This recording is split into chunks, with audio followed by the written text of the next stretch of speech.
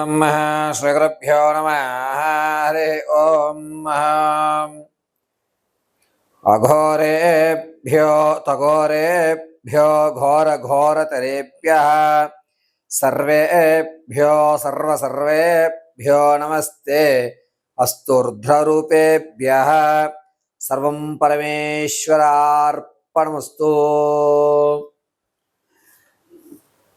అందరికీ కూడా వచ్చేటువంటి జూన్ నెలలో జరిగేటువంటి కాలమాన పరిస్థితుల ప్రకారంగా తీసుకోవలసిన జాగ్రత్తలు ఏమిటి, ఏ రాశివారు ఏ మంత్రాన్ని అయితే పఠిస్తే మీ ప్రమాదాలు కానీ లేదా ఆర్థిక సమస్య జూన్ నెలలో కొంచెం మెరుగుపడడం కానీ ఆరోగ్యమైనటువంటి వ్యవస్థ స్థితి అన్నీ కూడా సమతుల్యంగా ఉండడం అనేటువంటి విషయాన్ని మీకు యథాశక్తానుసారం ఈశ్వర అనుగ్రహ ప్రకారంగా వివరించడం జరుగుతుంది.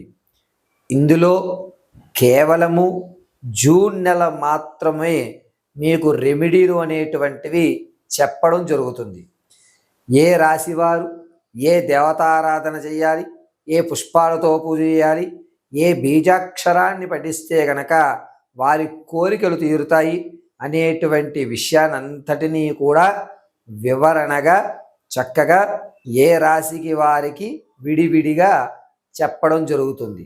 ఈ ఫలితాలు మీరు మీ యొక్క స్థితి అనుసారం ఆచరించి ఆ యొక్క పార్వతీ పరమేశ్వరుల కటాక్షానికి అందరూ కూడా లోబడి జగజ్జనని అంబగడాక్షంతో ఉన్నతమైనటువంటి మనోవాంఛలు పొందుతూ ఉండాలని మనస్ఫూర్తిగా కోరుకుంటూ, ఇప్పుడు ఈ యొక్క రాశి ఫలితంలో జూన్లో చేయవలసినటువంటి పూజ, అదేవిధంగా మంత్రోచ్చారణ జపార్థం ఏ విధమైనటువంటి దానయుక్తాలు చేయాలి అనేటువంటి విషయాన్ని క్షుప్తంగా మీకు వివరించేటువంటి ప్రయత్నాన్ని చేస్తాను.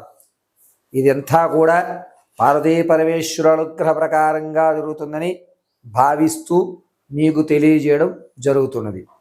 తదుపరి వృశ్చిక రాశి వారు.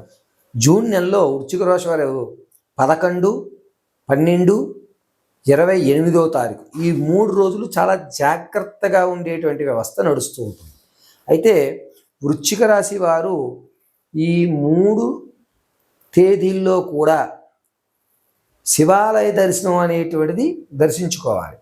రెండవది, వీరికి అనుకున్నటువంటి ఫలితాలు చేదాకా వచ్చి ఆగిపోతూ ఉంటాయి. కాబట్టి వీరు ఏం చేయాలి అంటే ఓం హైం శ్రీం క్లీం మహాదేవ్యై నమః అని చెప్పి ఈ మంత్రాన్ని నిత్యము కూడా పఠించుకోవడం చాలా మంచిది.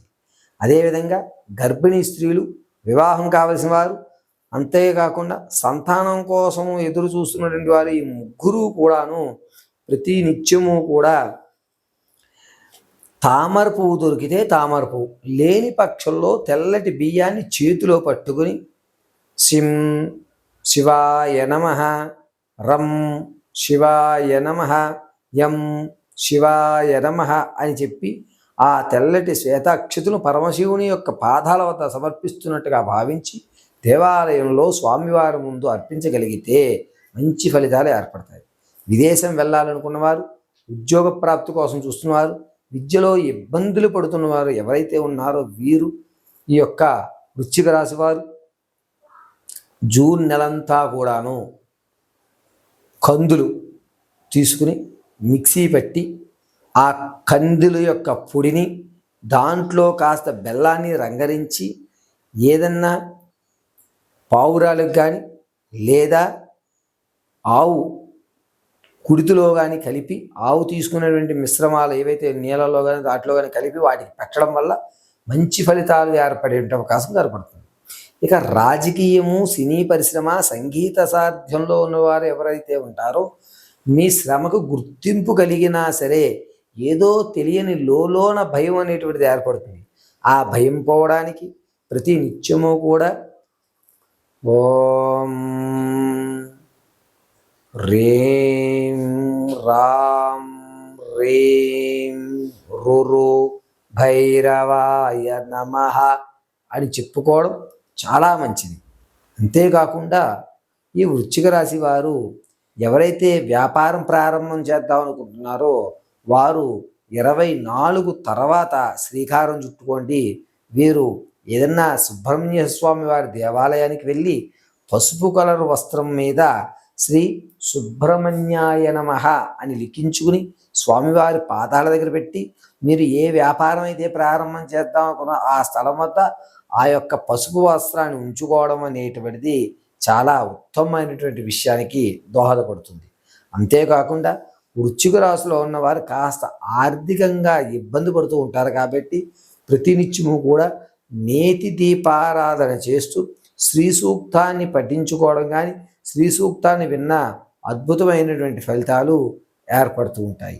వృశ్చిక రాశిలో రాజకీయంలో ఎవరైతే ఉంటారో వారికి అనుకూలమైన వాతావరణం ఈ జూన్ నెలలో జరుగుతూ ఉంటుంది. కావున వీరు ప్రతినిత్యము కూడా క్లీం భైరవీ నమః క్లీం భైరవీ నమః అని చెప్పుకోవడం అత్యంత శ్రేష్టకరమైనటువంటి విషయంగా చెప్పవచ్చు. వృశ్చిక రాశిలో వారు ప్రతి ఒక్కరూ కూడా 11, 19, 29 ఈ తారీఖులు 26 కూడా ఈ తారీఖులో చాలా జాగ్రత్తగా ఉండడం అనేటువంటిది చెప్పదగ్గ సూచనగా చెప్తున్నాం. ఇప్పుడు మీకు వివరించినవన్నీ కూడా ఆ రాశి వారికి ప్రమాదాలు కానీ లేదా అనుకున్నటువంటి వాతావరణం ఏర్పడము, ధనం రావడము, వచ్చిన ధనాన్ని నిలకడగా ఉపయోగించుకోవడానికి ఉపయోగించేటువంటి మంత్రం వరకే. ఇది కేవలము అమ్మవారి అనుగ్రహంతో పంచాంగకర్తల యొక్క నిర్ణయంతో నా మేధా సంపత్తును ఉపయోగించి మీకు తెలియజేయడం జరిగింది. కావున వీటిని పాటిస్తూ మీ జాతకంలో ఉన్నటువంటి దోషాల్ని దూరంగా పెట్టుకుంటూ అవకాశాలని అందిపుచ్చుకుని ధర్మమైన కార్యక్రమాన్ని చేసుకోవడానికి ఏర్పడుతున్నటువంటి మహత్తవకాశంగా దీన్ని భావించండి. ప్రతి నెలా కూడా స్థితి గతి రెండూ మారుతూ ఉండడం వల్ల ప్రతి నెల కూడా మీకు ఏ రెమెడీ అంటే ఏ మంత్రం చదివితే ఏ ఫలితం వస్తుంది, ఎందుకని ఈ మంత్రాన్ని మనం ఇప్పుడు ఎందుకు చదువుకోవాలి, ఎక్కడ మనం తక్కువ ఖర్చుతో అయ్యేటువంటి రెమెడీలు అంటే యజ్ఞ యాగాది వ్రతాలు హోమాలు కాకుండా తక్కువగా అంటే గ్రాసం ఎవరికి ఆవుకి కానీ లేదా మేకలకు కానీ చీమలకు కానీ చేపలకు కానీ మొక్కలకు కానీ ఏ విధమైనటువంటి దానం చేయడం వల్ల ఏ ఫలితాలు మనం అంతుపుచ్చుకుంటాము అనేటువంటి విషయాన్ని ఇదే విధంగా చక్కగా క్షుణ్ణంగా మీ అందరికి కూడా వివరించిస్తాను. అంతేకాకుండా జాతకంలో date of birth, time, place of birth తెలిసినప్పుడు దాని యొక్క స్థితిగతులు మారినప్పుడు ఆ నక్షత్ర వ్యవస్థను బట్టి కూడా మీరు నన్ను సంప్రదించినట్లయితే వివరణగా దాని క్రతువుని ఆలోచించి ఇది ఈ పనులు చేసుకోండి అని మీకు చెప్పడం జరుగుతుంది. అది పరిపూర్ణమైనటువంటి జాతక పరిశీలన అంటారు. ఇది కేవలము నామాది స్థితి అనుసరించి చెప్పేటువంటి జాతకం మాత్రమే. దీన్ని ఎవరూ కూడా తప్పు పట్టుకోవద్దు. Date of birth, time, place of birth, నక్షత్రాలు అన్నీ తెలిసిన వారు ఖచ్చితంగా మీ స్థితులన్నీ పరిపూర్తిగా తెలుసుకుని మీ జాతక నివృత్తులు చేసుకుని ఉన్నతమైన స్థితిగతులు పొందాలని మనస్ఫూర్తిగా కోరుకుంటూ నాకు తెలిసినటువంటి విద్యని మీ ముందు తెలియజేయడం జరిగింది. పరమేశ్వరార్పణమస్తు.